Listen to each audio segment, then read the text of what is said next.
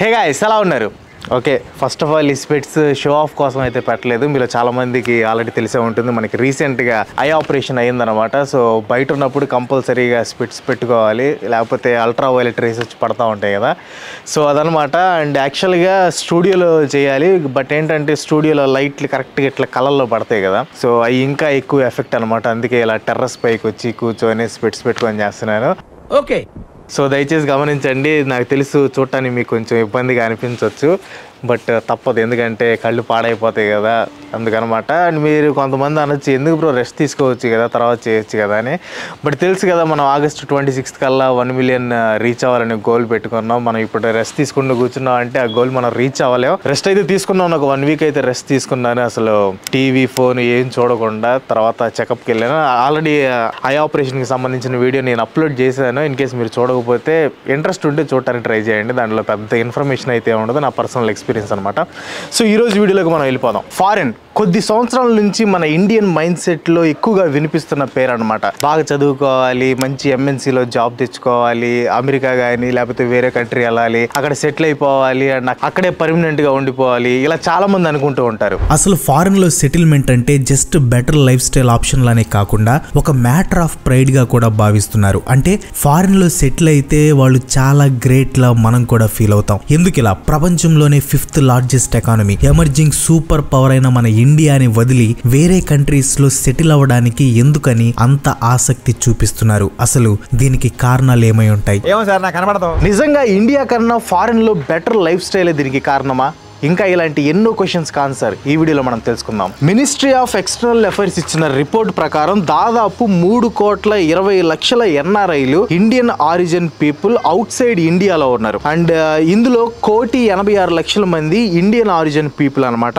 And 1,34,00,000 మంది అయితే ఎన్ఆర్ఐలు. ప్రతి సంవత్సరం 25,00,000 మంది ఇండియా వదిలి వేరే కంట్రీస్ కి వలస వెళ్ళిపోతున్నారు. సో ఇలా వెళ్ళిపోతున్న వారిలో ప్రపంచంలో ఇండియానే ఫస్ట్ ప్లేస్ లో ఉంది. జస్ట్ కంట్రీని వదిలి వెళ్ళిపోవటమే కాదు, అలా వెళ్ళిన వాళ్ళు ఇండియన్ సిటిజన్షిప్ ని పర్మనెంట్ గా వదిలేస్తున్నారు. అది వాళ్ళ కర్మ, ఏమేం చేయలేము. మనం చూసినట్లయితే ఫిబ్రవరి 9, 2023 రోజున హిందుస్థాన్ టైమ్స్ లో ఒక ఆర్టికల్ వచ్చింది. ఆర్టికల్ ప్రకారం ఎక్స్టర్నల్ అఫైర్స్ మినిస్ట్రీ ఇచ్చిన రిపోర్ట్ ని బట్టి చూస్తే 2020లో 85,256 ఇండియన్స్ సిటిజన్షిప్ ని వదిలేశారు. యాక్చువల్ గా కరోనా ఇంపాక్ట్ వల్ల ఈ నెంబర్ తగ్గింది కానీ మళ్ళీ 2021లో ఈ సంఖ్య డబుల్ అయింది.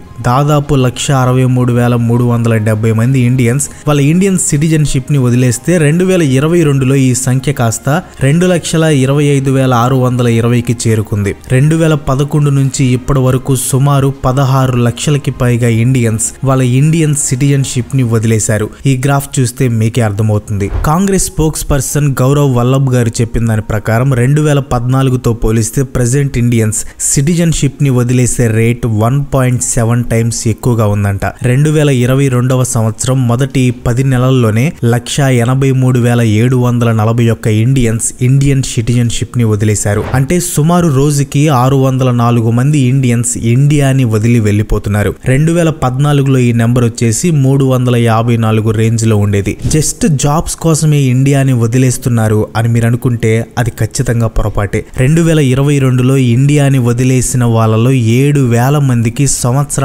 ఆదాయం 8 కోట్ల పైబడి ఉందంట. వీళ్ళని HNIs అంటారు, అంటే హై నెట్వర్త్ ఇండివిజువల్స్ అంటారు. Population division of union department of economics and social affairs UNDSA ఇచ్చిన ఇంటర్నేషనల్ మైగ్రేషన్ 2020 హైలైట్స్ రిపోర్ట్ ప్రకారం ఇలా ఇండియాని వదిలేస్తున్న ఇండియన్స్ ఎక్కువగా UAE, US అండ్ సౌదీ అరేబియాకి వెళ్తున్నారంట. వీటి తర్వాత లిస్ట్ లో ఉన్న కంట్రీస్ వచ్చేసి Australia, Canada, Kuwait, Oman, Pakistan, Qatar and united kingdom. Students పరంగా చూస్తే 2019లో కరోనా అండ్ 2021లో Russia Ukraine invasion problems immigration ని ఎఫెక్ట్ చేయకముందు సుమారు 6 లక్షల మంది స్టూడెంట్స్ వేరే కంట్రీస్ కి చదువుకోవడానికి వెళ్లేవాళ్ళు. కరోనా టైంలో ఈ నెంబర్ తగ్గినప్పటికీ కరోనా రెస్ట్రిక్షన్స్ ఎత్తివేయబడిన తర్వాత మళ్ళీ మెల్లగా ఈ నెంబర్ ఇంక్రీజ్ అవటం స్టార్ట్ అయింది. మళ్ళీ 2021 తర్వాత ఈ రష్యా యుక్రెయిన్ యుద్ధం వల్ల తగ్గినా కానీ జూన్ 2022 టైంకి ఈ నెంబర్ 2.5 lakhs దగ్గరగా ఉంది. ఆ గ్రాఫ్ మీరు ఇక్కడ చూడొచ్చు.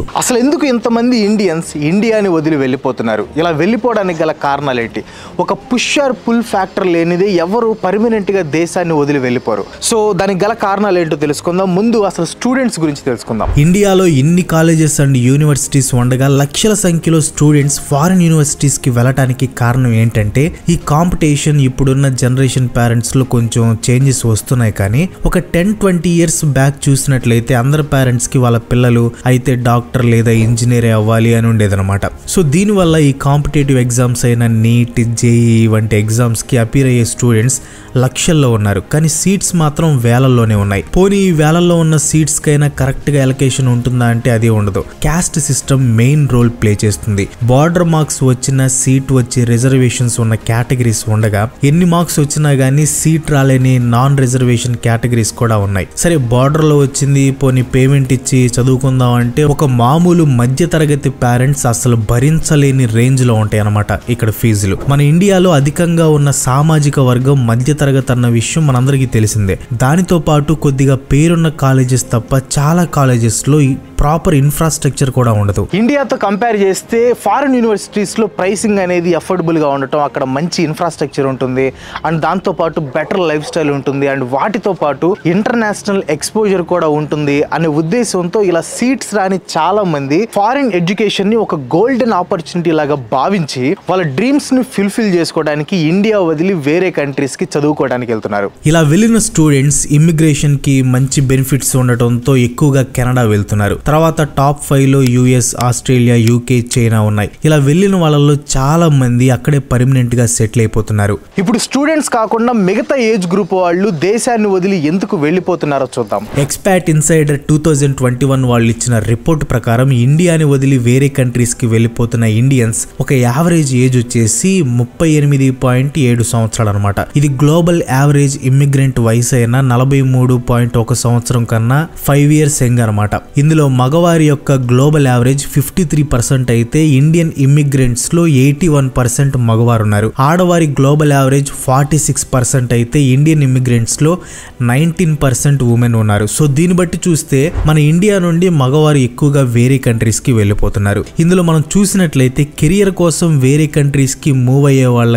గ్లోబల్ యావరేజ్ 47% ఉంటే ఇండియాది 59% ఉంది. మీకు బెటర్ ఐడియా రావడం కోసం ఈ global average and Indian average చెప్తున్నాను. సో ఎక్కువగా ఐటీ ఇండస్ట్రీకి చెందిన వాళ్ళు ఫారిన్ కంట్రీస్ కి వెళ్తున్నారు. ఆ తర్వాత మ్యానుఫ్యాక్చరింగ్ అండ్ ఇంజనీరింగ్ ఇండస్ట్రీకి చెందిన వాళ్ళు, ఆ తర్వాత ఫినాన్స్ ఇండస్ట్రీ వాళ్ళు వేరే కంట్రీకి షిఫ్ట్ అవుతున్నారు. ఇలా వెళ్తున్న ఇండియన్స్ ఏదో నార్మల్ ఎడ్యుకేటెడ్ కూడా కాదు. 10లో 9 మందికి అయితే బ్యాచిలర్ డిగ్రీ లేదా పోస్ట్ గ్రాడ్యుయేషన్ లేదా మాస్టర్స్ డిగ్రీ ఉందంట. మిగతా వాళ్ళకి పిహెచ్డి అంటే ఏదైనా డిగ్రీలో హైయెస్ట్ క్వాలిఫికేషన్ కూడా ఉందంట. మార్చి 14, 2023 రోజున టైమ్స్ ఆఫ్ ఇండియా సర్వే చేసి పబ్లిష్ చేసిన ఆర్టికల్లో ఇలా వెళ్ళిపోయిన వాళ్ళు వెళ్ళిపోవడానికి గల కారణాలు ఏం చెప్పారంటే, నెంబర్ 1, ఇండియాలో వర్క్ లైఫ్ బ్యాలెన్స్ లేదు అంట. అంటే ఇప్పుడు మనం ఉన్న సిటీ కాకుండా వేరే సిటీలో మనకి ప్రాజెక్ట్ పడితే ఆ సిటీకి మనం మూవ్ అయిపోవాలి లేదా జాబ్ మానేయాలి. కానీ ఎంప్లాయర్స్ మాత్రం వర్క్ ఫ్రమ్ హోమ్ ఆప్షనే ఇవ్వరు. అసలు కుటుంబ బాధ్యతల గురించి పట్టించుకోరు. అదే ఇప్పుడు జర్మనీ లాంటి కంట్రీ గురించి మాట్లాడితే అక్కడ వేరే సిటీ లేదా వేరే కంట్రీలో ప్రాజెక్ట్ వచ్చినా కానీ వీక్ లో మండే టు థర్స్డే ఆ ప్రాజెక్ట్ ప్లేస్ లో పనిచేసి థర్స్డే నైట్ మన ఫ్యామిలీ రెస్పాన్సిబిలిటీస్ చూసుకోవడానికి హోమ్ టౌన్ కి రిటర్న్ అయిపోవచ్చు. అంటే Friday work from home option ఉంటుందన్నమాట. దాంతో పాటు ఈ ట్రావెలింగ్ ఛార్జెస్ అంతా కంపెనీయే బేర్ చేస్తుంది. అంటే వాళ్లే పెట్టుకుంటారు. అక్కడ డైలీ 8 గంటలే వర్క్ చేయొచ్చు. ఒకవేళ ఎక్స్ట్రా వర్క్ చేయాల్సి వస్తే దానికి కంపన్సేషన్ ఉంటుంది. కానీ మన ఇండియాలో అలా కాదు కదా. ఇప్పుడు వర్క్ కంప్లీట్ అవ్వకపోతే ఎంతసేపు అయినా కూర్చొని కంప్లీట్ చేసి వెళ్ళాలి. మనం ఎక్స్ట్రా వర్క్ చేసినందుకు ₹1 కూడా పే చేయరు. అండ్ సెకండ్ వచ్చేసి ఇంకొంతమంది చెప్పింది ఏంటంటే అమెరికా, కెనడా లాంటి కంట్రీస్ లో తక్కువ ట్రాఫిక్ అండ్ తక్కువ నాయిస్, కంపారిటివ్లీ తక్కువ ఎయిర్ పొల్యూషన్, తక్కువ కరప్షన్ వంటి క్వాలిటీ లైఫ్ స్టైల్ ఆప్షన్స్ ఉండటం వల్ల ఇండియాని వదిలేయటానికి ముఖ్య కారణం అంట. అండ్ థర్డ్ వన్ వచ్చేసి చాలా మంది చెప్పే ఇంకో రీజన్ ఏంటంటే ఈ పొల్యూషన్ వల్ల poor health quality and career పరంగా లెస్ ఆపర్చునిటీస్ ఉండటంతో ఇండియాని వదిలేసి వేరే కంట్రీస్ కి వెళ్ళిన వాళ్ళు అక్కడ క్వాలిటీ ఆఫ్ లైఫ్ కి అలవాటు పడ్డాక ఇండియన్ సిటిజన్షిప్ ని పర్మనెంట్ గా వదిలేసి అక్కడే సెటిల్ అయిపోతున్నారు. అండ్ ఫోర్త్ వన్, ఇప్పుడు అందరూ చెప్పిన మెయిన్ రీజన్ ఏంటంటే ఇండియాలో గవర్నమెంట్ పొలిటీషియన్స్ ప్రియారిటీ మీద రన్ అవుతూ ఉంటాయంట. అంటే ఇండియాలో పొలిటీషియన్స్ రిలీజియన్ క్యాస్ట్ వంటి యూజ్లెస్ టాపిక్స్ మీద కాకుండా education jobs security and better life style improvement మీద ఫోకస్ చేస్తే ఇండియాని వదిలి వెళ్లే సంఖ్యని కొద్దిగా తగ్గించే అవకాశం ఉంది. అదే కాకుండా ఇండియాలో రిలీజ్ అయిన చాలా పాలసీస్ అయితే లంచం మీద లేకపోతే పాపులారిటీ మీద ఆధారపడి ఉన్నాయి, కానీ నిజంగా ప్రజల లైఫ్ స్టైల్ ఇంప్రూవ్మెంట్ ని దృష్టిలో పెట్టుకుని కాదు. లంచం అన్నది పాలసీస్ విషయంలోనే కాదు, ఏదైనా బిజినెస్ చేద్దాం అనుకున్నప్పుడు ఒకనొక సిచ్యువేషన్ లో రెండే ఆప్షన్స్ ఉంటాయి. ఒకటి ఆ గవర్నమెంట్ అఫీషియల్ చెప్పినట్లు లంచం ఇచ్చి పని చేయించుకోవటం, రెండోది ఆత్మగౌరవం అడ్డు వస్తే భారీగా నష్టపోవటం. ఇంకో రీజన్ ఏంటంటే ఇండియా వేరే కంట్రీస్ లాగా తమ సిటిజన్స్ కి డ్యూయల్ సిటిజన్షిప్ ని ఆఫర్ చేయదు. సో వేరే కంట్రీ సిటిజన్షిప్ పొందాలనుకున్న వాళ్ళు ఇండియన్ సిటిజన్షిప్ ని వదిలేయాల్సి ఉంటుంది. ఒకవేళ వేరే కంట్రీ సిటిజన్షిప్ పొందిన వాళ్ళు ఇండియాలో రిసైడింగ్ సిటిజన్ మరియు బిజినెస్ రన్ చేసుకునే బెనిఫిట్స్ పొందాలంటే overseas citizen of India OCI కార్డుకి అప్లై చేసుకోవాల్సి ఉంటుంది. సో ఇవి ఇండియన్ సిటిజన్షిప్ ని వదిలేసిన వాళ్ళు చెప్పిన రీజన్స్ అనమాట. ఇప్పుడు చాలా మంది ఇండియన్ సిటిజన్షిప్ ని వదిలేసి వెళ్ళిపోవడానికి గల కొన్ని మెయిన్ ఇంపార్టెంట్ ఫ్యాక్టర్స్ ఏంటో చూద్దాం. అండ్ దాంట్లో ఫస్ట్ వన్ ఏంటంటే high unemployment rate. Centre for monitoring Indian economy CMI అంటారు. 2022లో వీళ్ళు ఇచ్చిన రిపోర్ట్ ప్రకారం 2022 సంవత్సరంలో 12 నెలల్లో 9 నెలల అన్ఎంప్లాయ్మెంట్ రేట్ వచ్చేసి 7% ఉంది. డిసెంబర్లో అయితే 8.3%కి రీచ్ అయింది. అర్బన్ అన్ఎంప్లాయ్మెంట్ అయితే 10.9% ఉందంట. నెక్స్ట్ వచ్చేసి high hunger index. Global hunger index రిపోర్ట్లో 121 దేశాలుంటే ఇండియా ర్యాంక్ వచ్చేసి 107 ఉంది. అండ్ నెక్స్ట్ వచ్చేసి హై జెండర్ గ్యాప్. సో దీంట్లో చూసుకుంటే గ్లోబల్ జెండర్ గ్యాప్ ఇండెక్స్లో ఉన్న 146 కంట్రీస్లో ఇండియా ర్యాంక్ వచ్చేసి 127th ర్యాంక్ ఉంది. అండ్ ఇంకా ప్రెస్ ఫ్రీడమ్ గురించి మాట్లాడుకుంటే అందరికీ తెలిసిన విషయమే. గ్లోబల్ ప్రెస్ ఫ్రీడమ్ ఇండెక్స్ లో ఉన్న 180 కంట్రీస్ లో ఇండియా ర్యాంక్ వచ్చేసి 161 అనమాట. అఫ్ కోర్స్ చాలా మంది ఏంటంటే ఈ ర్యాంకింగ్స్ ని నమ్మరు, అది వేరే విషయం. ఇదంతా ఫారిన్ సంస్థలు ఇండియా మీద చేస్తున్న కుట్ర అది ఇది అంటారు. బట్ ఇక్కడ విచిత్రం ఏంటంటే ఈ ఫారిన్ సంస్థలే మోడీ గారిని వరల్డ్స్ పాపులర్ లీడర్ అని చెప్తే దాని గురించి బాగా ప్రచారం చేస్తారు. అంటే నేనేమి అది తప్పని చెప్పట్లేదు, అంటే వీళ్ళ డబుల్ స్టాండర్డ్స్ గురించి చెప్తున్నాను అనమాట. అలా ఫారిన్ సంస్థలు దీని గురించి చెప్తే అది ఇండియా మీద చేసిన దాడి, లేదా పాజిటివ్గా చెప్తే అది వాళ్ళకి పాజిటివ్గా తీసుకోవటం అలాగనమాట. ఇవే కాకుండా ఎకనామీ పరంగా ఇండియాకి 2 మెయిన్ షాక్స్ తగిలాయి. అవేంటంటే ఒకటి డిమానిటైజేషన్, ఇంకోటి GSTని సరిగ్గా ఇంప్లిమెంట్ చేయకపోవటం. వీటి వల్ల ఫైనాన్షియల్ ఇయర్ 2017లో 8.3% ఉన్న GDP గ్రోత్ 2020 ఫైనాన్షియల్ ఇయర్కి 3.7కి పడిపోయింది. ఇప్పుడు ఈ గ్రోత్ రేట్ మెల్లగా ఇంప్రూవ్ అవుతుంది అనుకోండి, అది వేరే విషయం. So United Nations Development Programme and Oxford University వాళ్ళు జాయింట్ గా రీసెర్చ్ చేసి ఇచ్చిన రిపోర్ట్ ప్రకారం 2020లో 22.89 కోట్ల మంది ప్రజలు బిలో పావర్టీ లైన్ లో ఉన్నారంట. కరోనా మహమ్మారి వల్ల ప్రపంచవ్యాప్తంగా ఆదాయం లేక నిరుపేదలైన వాళ్ళలో 79% ఇండియన్సే ఉన్నారంట. అదే ముందు నుంచి ఇండియాలో వర్క్ ఆపర్చునిటీస్ ఉండుంటే కరోనా లాంటి సడన్ స్ట్రోక్ తగిలినప్పుడు ఇంత ఎకనామిక్ ఇంబ్యాలెన్స్ అవ్వకపోయేది. సో ఇండియన్ సిటిజన్షిప్ ని వదిలేసి వేరే కంట్రీలో సెటిల్ అవడానికి ఇవే మెయిన్ ఫ్యాక్టర్స్. ఇలా వేరే కంట్రీస్ కి వెళ్తున్న ఇండియన్స్ మెయిన్ గా ఏ కంట్రీస్ యొక్క సిటిజన్షిప్ తీసుకుంటున్నారంటే ఆ లిస్ట్ చూసుకుంటే మనం అమెరికా ఉంది, ఆ తర్వాత ఆస్ట్రేలియా, కెనడా, UK ఇలాంటి కంట్రీస్ ఉన్నాయి అనమాట. సో 2011 నుంచి ఇప్పటి వరకు దాదాపు 16 లక్షల మంది ఇండియన్ సిటిజన్షిప్ ని వదిలేశారు. ఇండియాని వదిలి వేరే కంట్రీస్ లో సిటిజన్షిప్ పొందుతున్న వాళ్ళ లిస్ట్ లో ఇండియా ఎలా అయితే ఫస్ట్ ఉందో, వేరే కంట్రీస్ కి వెళ్లిన వాళ్ళు ఇండియన్ సిటిజన్షిప్ ని వదిలేయకుండా తమ ఫ్యామిలీస్ కి పంపే మనీ వల్ల వచ్చే ఇన్కమ్ లో కూడా ఇండియా ఫస్టే ఉంది. దీనినే రెమిటెన్స్ ఫ్లో అని కూడా అంటారు. పెద్ద పెద్ద చదువులు చదివిన వాళ్లే కాదు, చాలా మంది వర్కర్స్ పని కోసం మరియు కొద్దిగా ఎక్కువ సంపాదన కోసం అని చెప్పి వేరే కంట్రీస్ కి వెళ్తున్నారు. ఇలా వెళ్ళిన వాళ్ళు ఎక్కువగా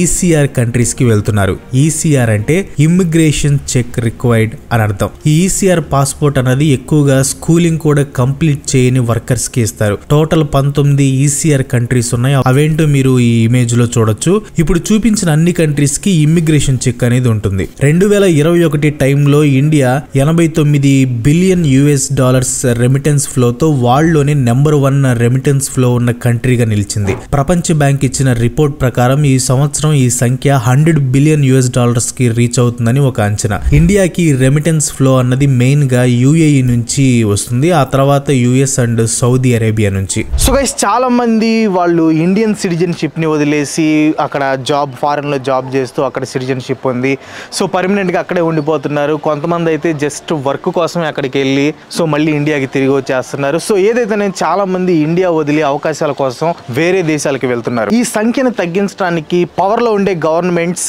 బెటర్ లైఫ్ స్టైల్ ని ప్రొవైడ్ చేస్తే ఈ సంఖ్య కొంచెం తగ్గే అవకాశం ఉందని నిపుణులు చెప్తున్నారు. అప్పుడే మన ఇండియా మిలిటరీ పరంగా, ఎకనామీ పరంగానే కాదు, క్వాలిటీ ఆఫ్ లైఫ్ పరంగా కూడా సూపర్ పవర్గా ఉంటుంది.